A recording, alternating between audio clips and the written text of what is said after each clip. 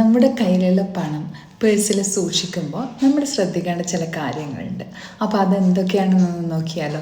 Welcome back to my channel Annu here. നമ്മുടെ കയ്യിൽ കുറച്ച് നോട്ടുണ്ട്. അപ്പോൾ അതെങ്ങനെ നമുക്ക് പേഴ്സിൽ വെക്കാമെന്നൊന്ന് നോക്കാം. ഈ പണം എന്നതൊരു എനർജിയാണ് അല്ലേ?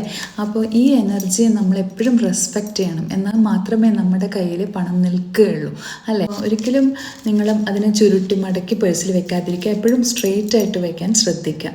ഓക്കെ, അപ്പോൾ അതിൻ്റേതായ റെസ്പെക്റ്റ് കൊടുക്കുക. 500ൻ്റെ നോട്ട്സാണ് നിങ്ങളുടെ കയ്യിലുള്ളതെങ്കിൽ അത് ആദ്യം ഒരുമിച്ച് വയ്ക്കുക.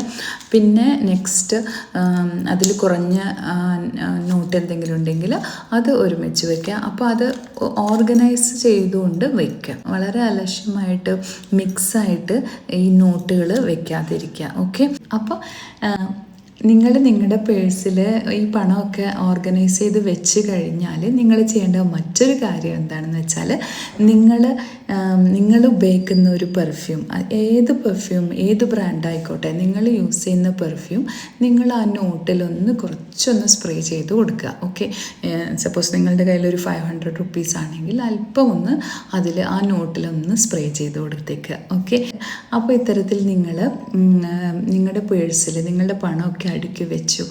അതിനുശേഷം അല്പം ഒന്ന് പെർഫ്യൂം സ്പ്രേ ചെയ്ത് കൊടുക്കുകയൊക്കെ ചെയ്ത് കഴിഞ്ഞാൽ നിങ്ങളുടെ കയ്യിൽ ആ പണം ആ പേഴ്സിൽ തന്നെ നിലനിൽക്കും. അതധികം ചിലവായി പോവില്ല. അതുപോലെ തന്നെ കൂടുതൽ പണം നിങ്ങളുടെ പേഴ്സിലേക്ക് അട്രാക്റ്റ് ചെയ്യാനും ഇത് സഹായകരമാവും. ഓക്കെ, അപ്പോൾ അതൊന്ന് ട്രൈ ചെയ്ത് നോക്കുക. Thank you so much for watching. Bye for now.